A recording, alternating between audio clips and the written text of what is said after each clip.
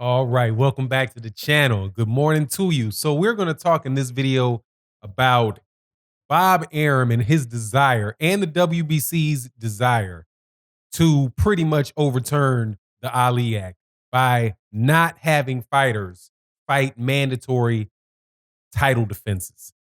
Bob Arum specifically says that he is going to push the WBC to have Tyson Fury mandatory Dillian Whyte excused, either out by threatening to drop the belt or by having Tyson Fury elevated to the franchise championship. And let me tell you, man, that is all kind of bad for the sport of boxing. Let's talk about that in this video.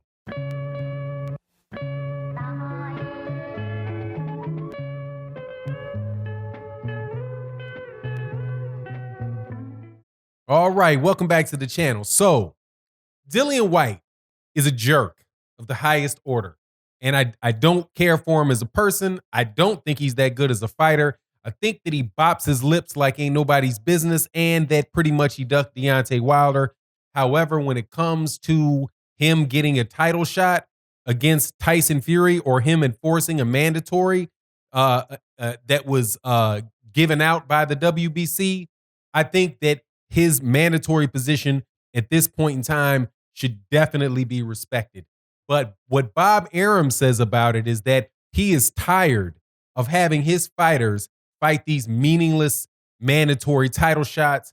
And of course, you know, there is a big push to try to get after the Deontay Wilder Anthony Joshua fight is Deontay Wilder Tyson Fury fight is over. If Tyson Fury is the winner, they want to move immediately on to fighting 2 fights with Anthony Joshua. They can make a lot of money. Now, on the outside, first of all, hold on one second. I should do this. I always forget to do this. Thank you so much to everybody that supports on the Patreon. We've got a lot of really good things going on over there that are related to all of the non-boxing type of politics that is going on in the United States right now. I think that you'll really enjoy it, and I think that you'll find it very insightful. Now, so thank you for everybody that supports it. And if you are a Patreon, please make sure you go and check them out and give me your thoughts on it. Thank you to everybody else that supports on the channel by watching the videos, the channel members, and everybody that comes by the super chats. Now, I'm not a fan. Back to the subject matter at hand. I am not a big fan of Bob Arum. I'm not a big fan of Dillian Whyte, but I am a fan of boxers being treated fairly. And what Bob Arum is asking to do sets up fighters in the future to get skipped over, to get blackballed, and to do many of the things to fighters that Bob Arum has done to fighters throughout his career and has been done to boxers throughout the history of boxing. And so let me explain it. There is the reason that you have a mandatory title defense is to ensure that the promoter does not just set up fights, in-house fights with guys that he thinks his guy can beat, and where he lays out the terms of the fight, he picks the fighter, and you wind up having long periods of time where a particular fighter does not fight anybody that his promoter and his team does not hand pick. That's the reason why you have mandatories. Mandatories, in fact, with the Muhammad Ali Act, which was passed in the United States, is not law in other jurisdictions in other countries, right? The purpose of this was to prevent the mistreatment of boxers. And they did a couple things with it. One, they made sure, or they said that there needs to be a firewall between the promoter and the manager. The promoter and the manager, because the promoter is the one that's selling the fight, right? And the manager is the one that is handling the personal business and the negotiations for the fighter. When a promoter and a manager are on the same side of the fence and they work together, that can lead to boxers getting ripped off, boxers getting set up, boxers, all kind of different issues, because the manager is supposed to be looking out for the promoter. Looking out for the fighter, but he's actually will be looking out for the promoter. And you've seen that throughout the history of boxing. So what they tried to do is in the Ali Act is to set up and let people know that you cannot be both a manager and a promoter at the same time. Now, when it came down to that, where Bob Arum thought that that particular thing was violated by Al Heyman, he went and tried to sue Al Heyman and claimed that Al Heyman really wasn't a promoter. It wasn't really a manager, that he was a promoter, that he was crossing the lines, and therefore he was in violation of the Muhammad Ali Act, right? That's what he pushed for Al Heyman. But there's another portion of the Ali Act, or another thing that the Ali Act to tries to address, is the ranking systems, and making sure that there is a legitimate ranking system in place where fighters can fight their way up the ranking system, and then they will get a shot at the title, because that was another way that fighters were taken advantage of. They were not given championship shots. And I could go on and on with the names of fighters that happened to. Harry Wells, Sam Langford, Sam McVeigh. A little bit later on, guys like the Mongoose. God, man, what is his name? I can't believe I forgot that. Archie Moore, on and on and on.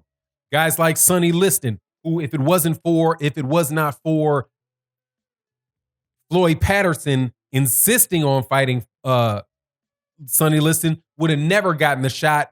Why? Because he didn't have the character that people thought should be associated with the heavyweight champion of the world. So there's decades and decades and decades of fighters not getting shots, but so they set up a system where you would have a mandatory shot so that the promoters couldn't do that to you.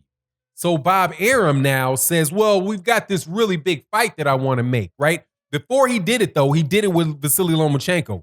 And said, well, why should Vasily Lomachenko be held to all of these mandatory title defenses and all of that? It's just a waste of time, for him just to go and beat up on some mandatory, and that gets in the way of the major fights that we're going to make, as if you're actually making major fights for Lomachenko that aren't mandatories. And number two, what if the mandatory wins? What is the purpose then of being a fighter and working your way up the rankings if you can't get a title shot unless Bob Arum thinks you deserve a title shot? See, Bob Arum's point of view is strictly from that of a promoter. And so he's going to tell Tyson Fury, right? Tyson Fury, we've got all this money to make over there with Anthony Joshua.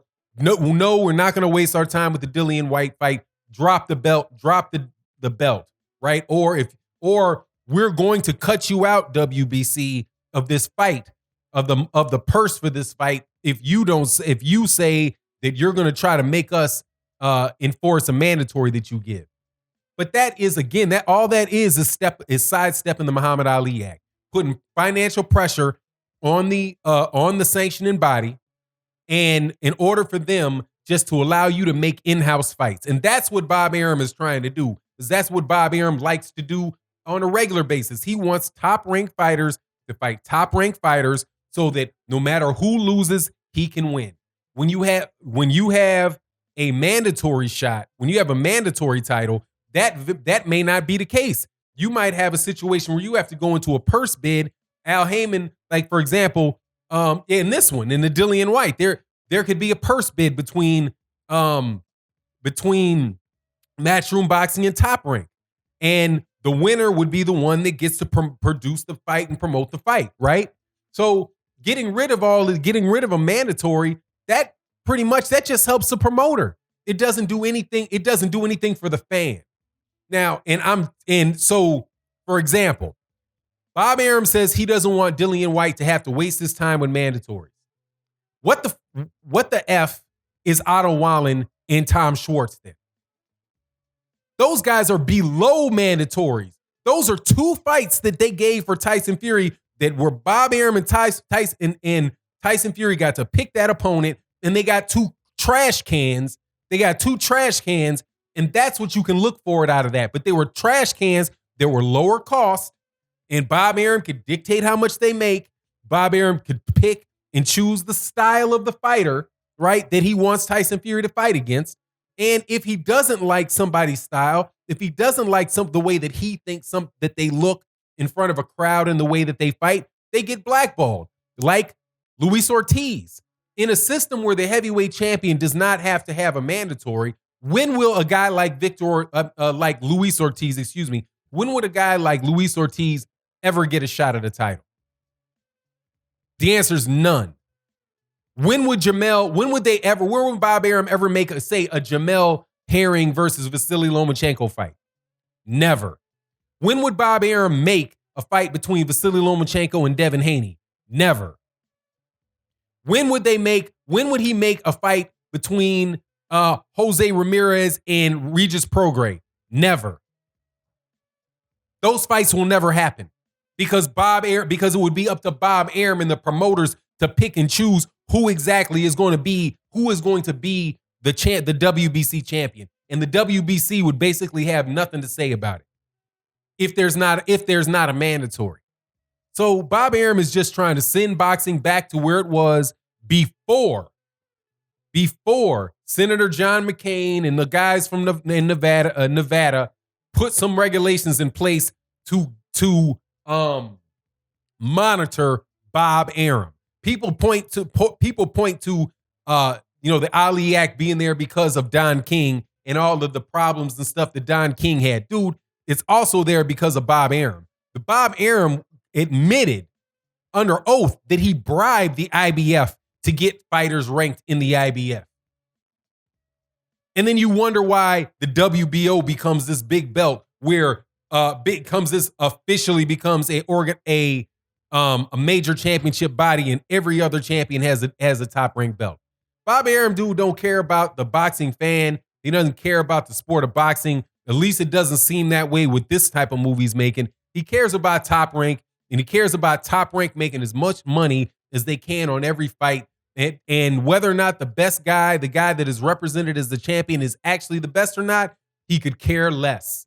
He'd be just like the people that refuse to give Sam Langford a title shot because they'll say, well, he's got a boring style and nobody wants to see it. I don't want to see Jack Johnson versus Sam Langford. It's a waste of time. Nobody will buy the ticket. Let's just move on with it. It's the same thing, different day, man. Same thing, different day. But anyway, that's my take on the matter. You let me know what you think. And with that, I'm out. Peace.